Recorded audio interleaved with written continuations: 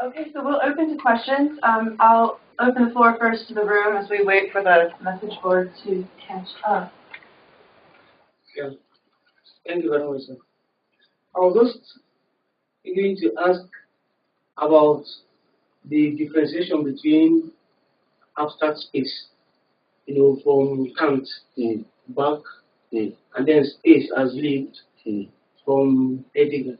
Yeah. So I didn't catch in clear terms how you made the differentiation. Okay. Well, what you meant by the phenomenological perspective on space, basically, is working outwards from the individual human being, what it is like to experience space.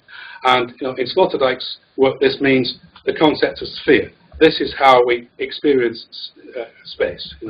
So rather than working outwards from an abstract category of space, and saying this is what the world is, we're suspended in a kind of objective world. The idea is, we're not actually suspended in objective space. We subjectivize. We live experience, and this is how we perceive space. So what we're doing in spherology is all the time converting this objective space into kind of intimate, lived spaces. Of course, that's not the only process, as he says, and we've got other processes going on, which is the expansion of spheres.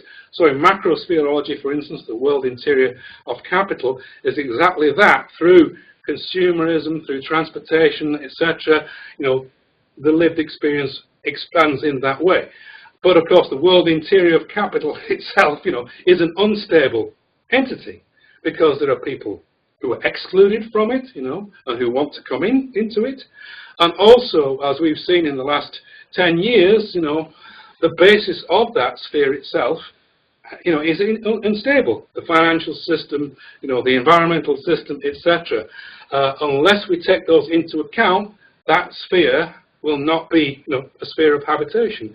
So I think, the difference between the previous views of space, and up to Heidegger, I think, and moving on to Bachelard and Hermann Schmitz, is the idea that the human being, in some sense, has a choice about, their position in the world. Whereas Heidegger's idea is we are in this world ontologically. We cannot escape it. This is part of the human predicament, as it were, and that is the starting point, I think, for the spherology. So the idea is, let's look at space as experienced from the inside, from the interior, and these kind of differentiations that we make in the act of living. That's what the differentiation is, I think. Is there some kind of progression through the books from one to foam? And is there some idea that with foam, that because the spheres, you were suggesting a sort of pluralism, I know they're in flux, but is there some normative critique where you think that's better? When I talked earlier about Sloterdijk's critique of the Frankfurt School and his kind of skepticism about normative kind of positions, but I think if you read the 3 volumes, you can come to a conclusion that he does see a way, of inhabiting the world in which some kind of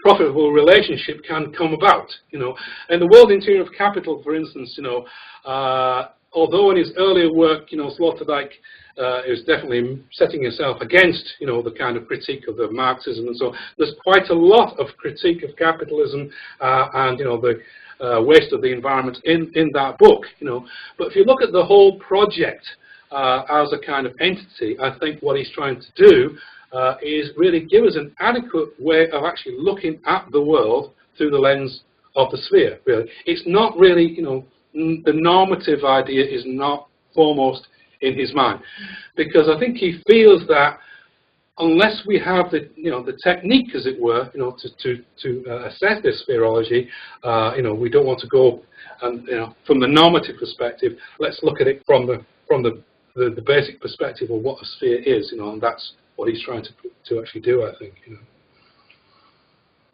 One of the things that interests me quite a bit about this is that a lot of times if we're talking about, say in the kind of discourses on eco-criticism, we're talking very literally about environment and very kind of materially about environment and about shared environments. And there's a way in which I'm almost tempted to say that Sloterdijk seems to be thinking very abstractly about, that spheres are a metaphor, foams are a metaphor. But actually, I wonder if that's really true. I wonder if you could say a little bit about the biological kind of language and way of thinking at work in this work. Well, I think if you look at in details at the chapters, there is a definite attempt, I think, to engage with environmental phenomena at that kind of level. But I mean, the fact, as I said earlier on, that he's such a diverse writer. That he's really he's trying to encompass all the ways in which we can master really to look at the nature of the human environment. But I think I would say it is true, and as I said in my opening remarks, some people do criticise Sloterdijk in that he adopts a highly metaphorical kind of language, and if you're reading his works and saying what is the prescription which is coming out of this, then perhaps that's something that perhaps you're not going to get from Sloterdijk. But I think the idea of mapping the human spherology in its dimensions like this, I think this is an achievement, and that's why I think it's necessary to engage with that as these works. I have two questions from the board. The first has to do with visual art, which you touched upon a little bit, and which is clearly so important to this work. If you've looked at even the excerpts that are posted online on the discussion page or in the slides that you showed us today. So here's the question. Thank you for the lecture. I was thinking, as you were mentioning in the conclusion, how does the work of Sloterdijk apply in visual art? Could you say a little bit more about that? Which is to say, not how does visual art apply in Sloterdijk's work, but how might we think about this work as a kind of application or a method for approaching visual art? Right. Okay. I mean, as you say, he is using visual art and using visual metaphors a lot to explicate these concepts. But I think if we take these kind of terms, such as atmosphere, climate, immunization, and so on, we can actually look at the history of art through this kind of lens. I mean, if I can mention a kind of parallel project to this, and that's the idea of atmospheres. I've mentioned the work of Hermann Schmitz, but also people like Gernot Böhmer, who've actually used that as a critical tool to apply to art and to design in particular. And the important thing is that Sloterdijk, as I said, is working in a school of art and design, and I think his works can be and have been applied to that. Probably true more in architecture at the moment and design rather than visual art as such, but there definitely is there. And I didn't mention other of Sloterdijk's works specifically on aesthetics. There's a volume which has been published in Germany called Das Ästhetische Imperativ, which is a collection of his aesthetic writings, and I believe that's being translated now. Polity Press is going to publish that in the near future. Thank you. Next question from the board. Can we and should we attempt to measure the position and nature of a given sphere along the various parameters discussed? And if so, how? For example, when speaking of internal and external, or of monadic versus social, it is evident that even our capacity to critically interrogate and situate phenomena is itself subjectively mediated. Right, okay. I think that the basic point, I think, is that if you look at it in terms of polarity, what Sloterdijk is trying to do is, to move outwards from the subjective experience. And that is the kind of polarity, rather than the opposite way around, which is, how is the world objectively given? And in that, I think I would say he's in the line traditional, I just said, of Husserl, Heidegger, and so on. But I wouldn't say this is all about, just the subjective experience of space. There is a definite attempt, if you like, to address some of the objective problems which are out there. Although Sloterdijk, as a writer, because of his nature as a writer, he's not going to address those issues directly. In his other writings, in his polemical and more journalistic writings, he does address some of those issues. But actually, as I said, because those interventions have been quite controversial, in some sense, I wanted to actually emphasize more, the philosophical works rather than, his kind of comments on the objective world as such. Yeah. So one more from the board, and this is, I think, something that we haven't touched on yet, which is the question of translation. How much is lost in translation into English? As a literary philosopher, does Sloterdijk play with language in the same way as, say, someone like Derrida? Yes, not perhaps as much as Derrida, but he certainly does. So I don't envy the task of the translator. But I think Wieland Hoban has done a wonderful job on the first 2 volumes. The third volume, as I said, of Spherology is to come. Yes, he has quite a literary style, and which is difficult to translate. But if you compare that with the difficulties of translation of Derrida or even Heidegger, it's a different kind of translation problem there. It's not perhaps on that scale. But now, I think, because there seems to be a momentum in terms of, the demand for translations, the books are appearing, I think it's going to be relatively easy for people to access them, in terms. But it's true to say that, as I said earlier in the lecture, one has to become acquainted with Sloterdijk's style, and for some people it is an annoying style, but others see it as something that really does suggest things which other philosophers perhaps don't. I mean, as someone who reads both in German and in English, and who has read Sloterdijk's work both in German and in English, do you find that philosophically there are differences?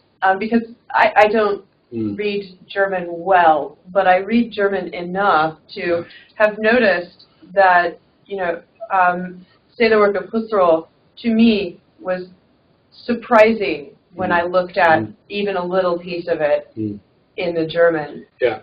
One of the things I think that's difficult perhaps is the influences on Sloterdijk, which I mentioned. Particularly the people like Plesner, Scheler, and so on. Some of those influences are not familiar outside the German-speaking world. So, in his kind of cryptic style, it can be difficult to get to those kind of meanings, but it really depends on which works we're talking about, and the style of different works is very different, Some of the shorter works which I mentioned are very much in a kind of terse, kind of almost polemical style, whereas works like Spheres is much more discursive and metaphorical, but he has quite a kind of literary, if you like, style, which does, I think, set problems for the translator, really. Thank you for your talk. You mentioned that he appears on German television as an intellectual. Could you comment on, is he given comment on anything happening in the world recently? Yes, that his television show, if you like, Philosophical Quartet, it was broadcast for about 10 years. It finished a couple of years ago. What that was a television program with 4 people discussing philosophical, political, other issues. Peter Sloterdijk and Rüdiger Safranski were the 2 kind of hosts, and 2 guests. Well, actually, all those shows are all available. If you happen to speak German, they're all available on the ZDF website and also on Peter Sloterdijk's own website. Yes, he does speak a lot in public, and as I mentioned, some of those interventions have been quite controversial.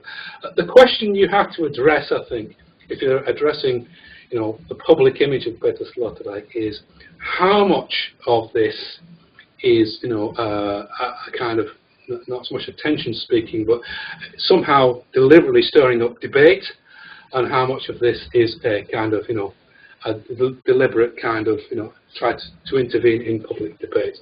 I think I would certainly see it part of his style is to provoke things in a certain way which he doesn't see as being discussed, you know, and that would put him in an opposite camp, I think, to some of the other philosophers in Germany who, as I said, have attacked him and his style.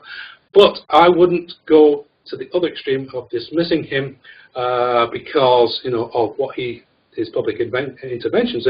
I think one has to look at his works, you know, and to some extent they have to stand by themselves, really.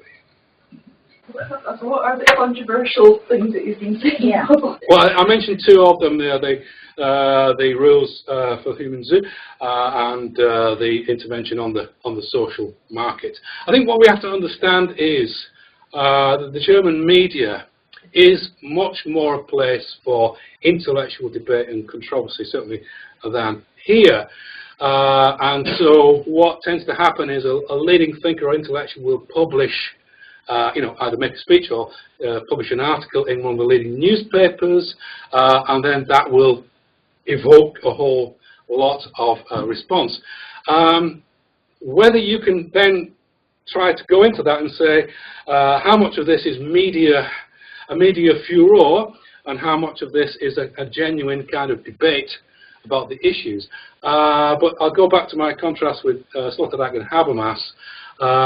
You know, he doesn't really subscribe to the ideal, as it were, of deliberative democracy in that sense, that because he believes that, you know, certain things are not being spoken about, you know, and that's the kind of things that he's trying to get into public attention. He does, I think it's true to say, use his high public profile, you know, to his own benefit, basically. But I would not go as far as, which some people would say, to dismiss him because he happens to be a high-profile media philosopher. You know, that's what I wouldn't say that's the case.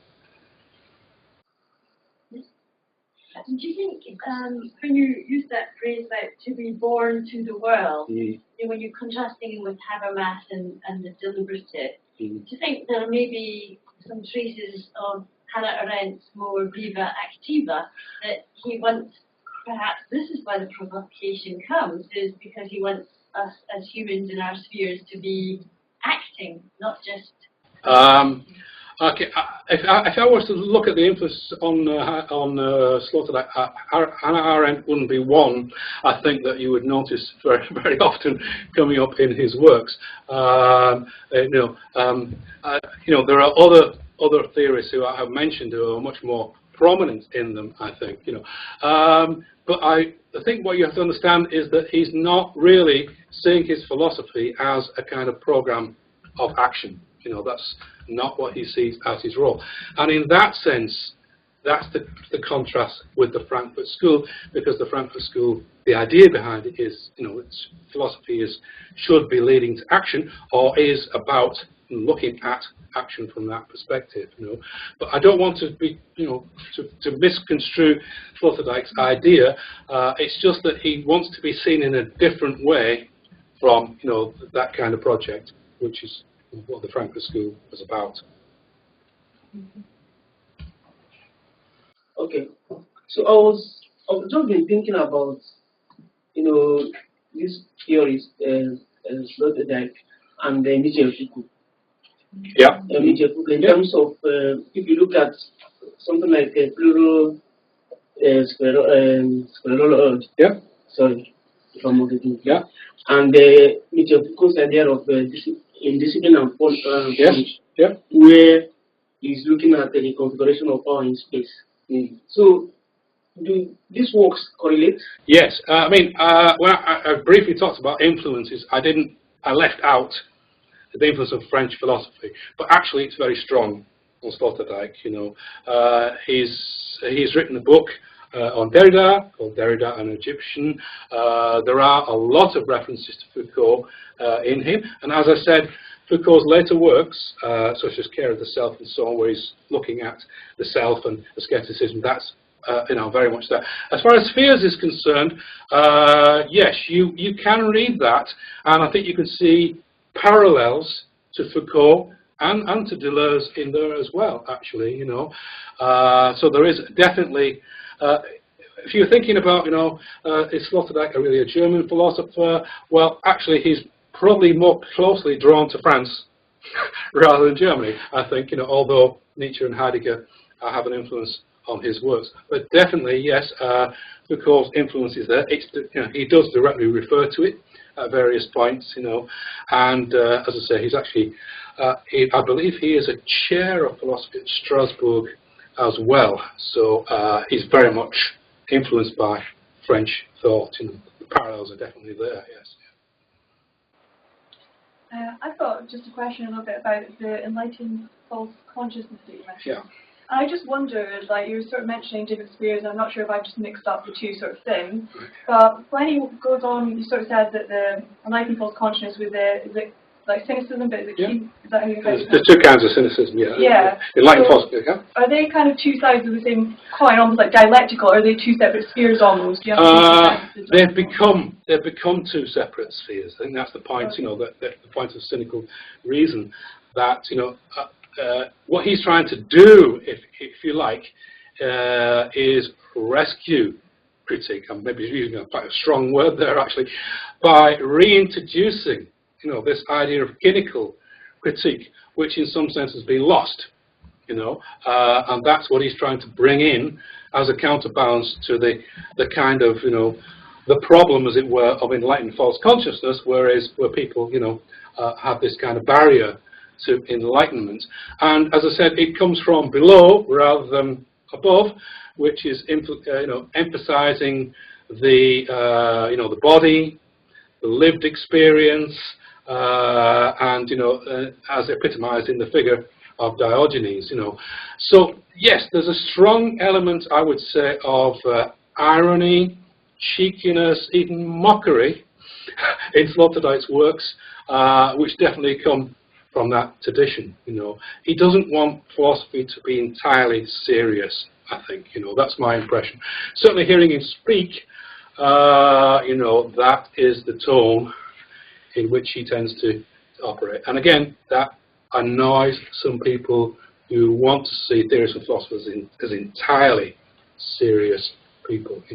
But I don't think there's a necessary a contradiction between a kind of cynical impulse, happiness, and a serious philosopher, because Diogenes was a serious philosopher in one sense.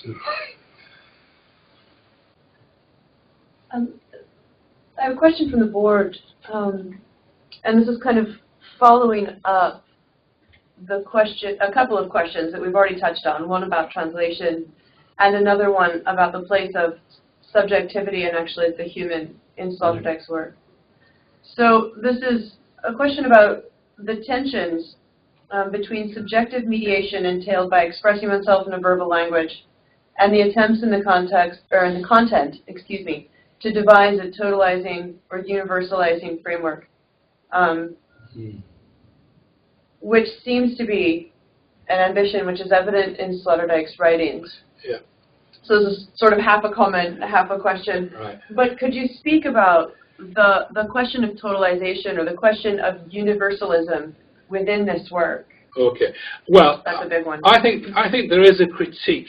There's a critique of universalism in there, because if we look at macrospherology, I think what he's trying to do in that is really show the kind of innate instability of all these kind of imaginings of the world, and the idea of that, this permeability, if you like, of spheres, including macrospheres, and this seems to set this in the times that we are talking in now, which is to move away from theories which try to explain the entire world, to more to do with what is it like to inhabit these kind of temporary places, if you like, of instability. So the themes of instability, temporary nature, those are very much themes of Sloterdijk's work, and I think that would definitely be an implicit critique of a kind of totalizing idea, which is inhabiting, a permanent structure. There is no permanent structure, and the examples we've given where people have to move from one structure into another. That's what he means by foam city. Really, it's this constant movement within spheres. This is a question just of my own, and I'm thinking about the relation of this work to some other things that I encounter in my own work, which are frameworks like the Deleuzian rhizome, or everywhere, the network, right? The rhizome might be construed as a network, but we also have in someone that is often compared with Sloterdijk, I think, mostly favorably, as in Simpatico, Bruno Latour, with actor network theory. We also have Jacques Rancière, for example, thinking about not consensus, but dissent and dissensus. So in all of these kinds of frameworks, it seems to be not about drawing circles of any sort around things, that these models in different ways, but all depend on kind of mobility, nomadicity, crossing, and a different kind of contingency, maybe. Could you speak to the relation between those broad, or maybe one or two of those? Well, just to focus on nomadology and the movement of the self. If you look at the chapter from World Interior Capital, and the book itself, that theme is actually very much in that. I mean, you can call it globalization if you wish, but Sloterdijk, I say, wants to avoid the term globalization and talk about spherology. So the idea of the self, and the idea of migration, nomadology, the relationship between place and self, those are definite themes in there, and they would have parallels, I think, with work of Deleuze. But one theory you didn't mention, which I think is very important for Sloterdijk, and I think he's actually said that when I gave a paper at a conference where he was presiding, and that is the work of McLuhan, because McLuhan is a definite influence on Sloterdijk, and he definitely he's referring to McLuhan several times. And when I was talking about the phonotope there, this idea of hearing, and this idea of experiencing a connection with the world from a place, that is definitely an influence on McLuhan, which is quite strange, really, because amongst theorists, with the exception of Baudrillard, perhaps, McLuhan is not someone who automatically springs to mind. But I think to understand Sloterdijk's media theory, you really have to understand McLuhan. And I think there's also perhaps even a parallel in style between the two, actually, because some of Marshall McLuhan's writing is very much of that kind, isn't it? Which is making connections with things which don't apparently have any connection. That's really interesting. I hadn't thought of the stylistic similarity, but I've actually just been reading McLuhan, especially the later stuff. And yes, absolutely. That's now really visible to me. I mean, I didn't mention we actually work in a communication and media department, and we do still teach our students McLuhan, although he tends to be almost rejected these days. But actually, if you look at Sloterdijk, and I don't think you can really understand his views on media without looking at McLuhan, really. And he does expressly recognise that, I think, in the works. So here's a question: what gap is Sloterdijk filling? What is it about his ideas that has traction now? Why are we suddenly translating everything into English now? What do you think his purchase on the contemporary is? Okay, well, if I in terms of gap, if I use the thing which he said at the beginning, at the beginning of Spheres, which is you've got being in time, but you haven't got being in space, because Heidegger didn't really complete that, or it wasn't an aspect of the thought. So I think that the gap, as it were, is to connect Heidegger's work with a kind of broader tradition in terms of, and why it's particularly relevant now. I think one of the subjects of our lecture is ecologies, that people are using his work to look at some of the problems of environmental planning, architecture, design, etc., in a way perhaps that goes beyond the kind of conventional perspectives. So I think that's the reason for the sudden interest in his work. But as I said at the beginning, sudden interest really is only making up for a lack which was previously in existence, because many of those who knew about his works and could read them in German, we knew of their importance, but and in other countries, French translations, Dutch translations, and so on. But in the UK and in the English-speaking world, it didn't exist. Now, I think people have realised that they were missing out on something, and they have now begun to be translated.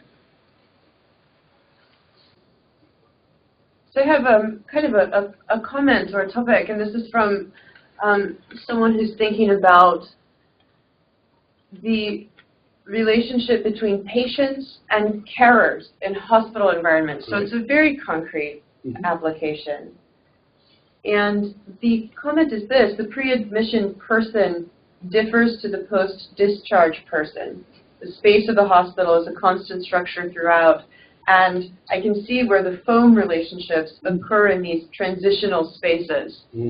I'm interested in the question of transitional spaces, and also that I wonder if you could speak to, in this example, the hospital as a sphere. Does that sphere change? Does the patient change? What is actually transitioning here when we change status like this? Right, yeah. Well, I think this idea of being incorporated in a sphere, being in it for a period of time, and experience some kind of comfort, and then going out from that sphere into an exterior world. I think the idea, of the patient coming in, being cared for, being part of that world, and being expelled. I mean, if we look at the examples, both of which are taken from the book there, the bubble in the Bosch painting, where there are two people in it, and one of them is being expelled, and probably is uncomfortable at that, and then the expulsion from the Garden of Eden. So this idea that we're constantly moving from structures in which we feel a kind of subjective interior feeling, and then going outwards into an exterior world. I think from the point of view of patients' care in hospitals, that is an element, from my experience certainly of hospital care. Sometimes that is not taken into account, these kind of feelings where people are coming into something, being part of it, and then going out into an unfamiliar world, and how these changes take place. I would say that's... Sounds very much like being born. The act of being born, going from one to another, and change, it starts very early. Yeah.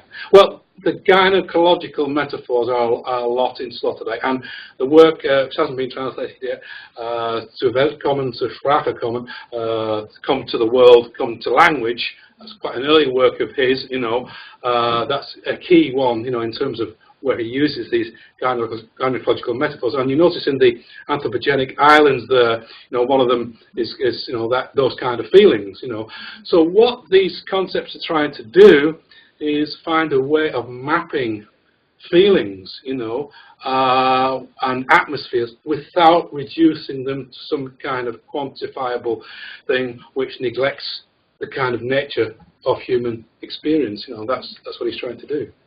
But it's funny that you mentioned being born, though, because I was thinking precisely of not being born, but of going to hospital to give birth, right? And actually, the thing I'm thinking too about that Escher image, where the sphere is in some way a reflection of the self, and the self is actually in a process of change when you're going to hospital, probably for anything, not just to give birth, I would imagine. That you go in with something that is about to be changed, and you go in a particular state with a set of expectations, and you leave materially probably as a different sort of biological person, but also subjectively, you've become a different kind of person. You are someone being discharged, not someone being admitted. You are someone with, you know, a child or you know, a cure or a something. You know, whereas before you were someone.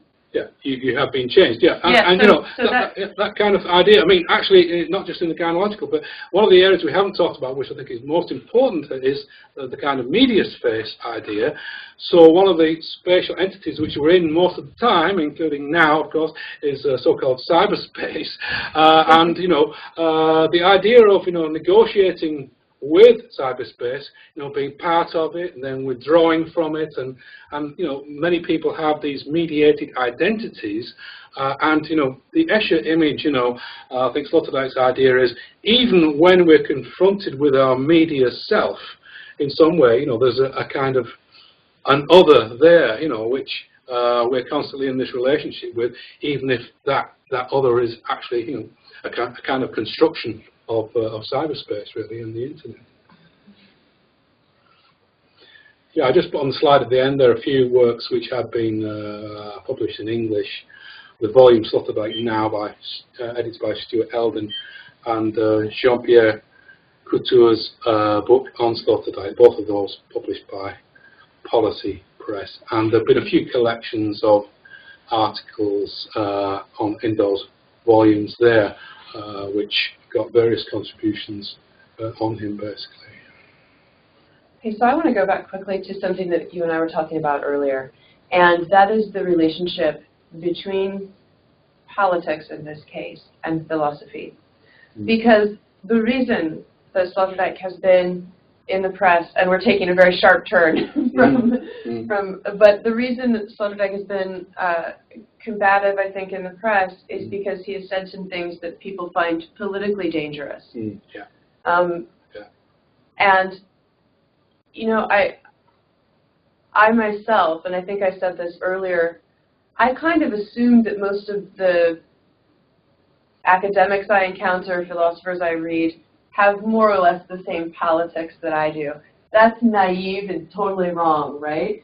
But it's still my working assumption most of the time, unless I explicitly interrogate it.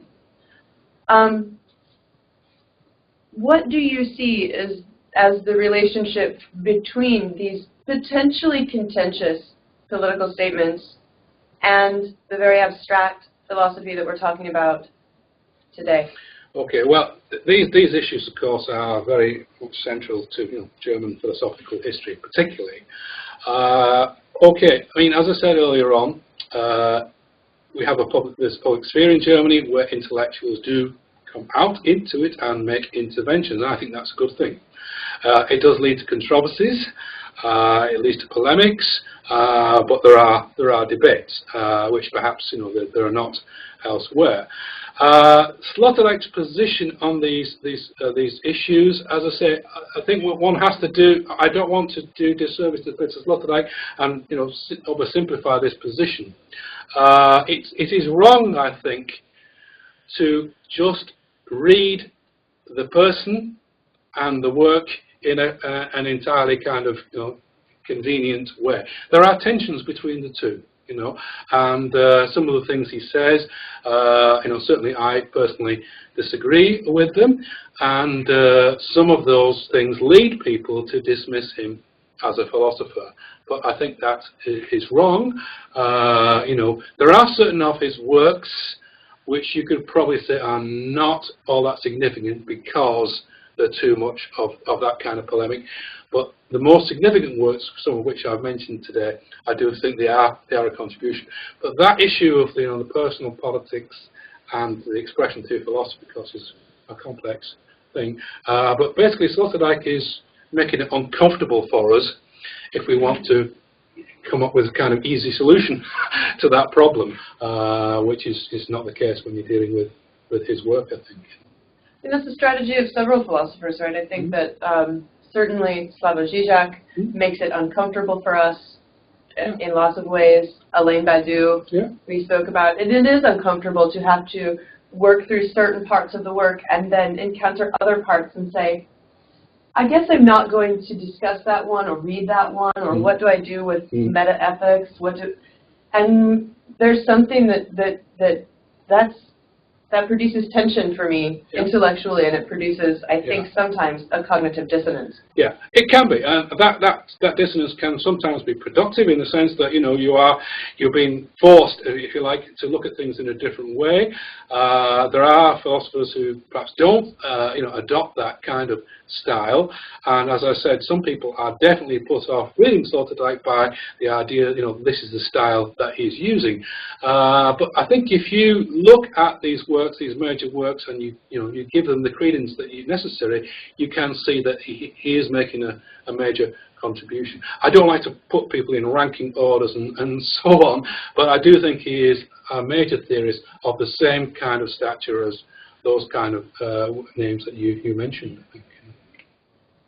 I have one last question from the message board, and then we're about out of time. So this is with respect to constructing otherness in cyberspace. Would you say that our real-world physical existences, for Sloterdijk, or within his mode of thinking, are somehow more authentic than virtual ones? Or does this way of thinking, does his philosophy allow us to think more capaciously about the relationship between virtual worlds and physical worlds? Yeah, I think so. I hope I've given the accurate kind of thing. If you look at macrospherology, for instance, that is the reason why he's taking such a wide scope, I think, on matters like media and so on, to precisely get us away from that kind of way of thinking in which okay, we can be sure that this is the kind of anchored real world, and there is the world of cyberspace or whatever. Through going back in history and through connecting things in this way, I think what he's trying to do is to get us to move away from that kind of conventional splitting of the world in that way. He's not, I wouldn't call him a cyber theorist in the sense of, but as I said, McLuhan certainly has the influence there. And in my field, media communication theory, I believe that, this has got major significance for that. Because, many of the kind of issues that we're facing now in the so-called digitized world, I think Sloterdijk's got something to say and contribute on those issues. Yes. Well, thank you very much for a wonderful lecture and a wonderful discussion. Thank you all for being here. Again, thank you very much for a wonderful talk. Thank you. Okay.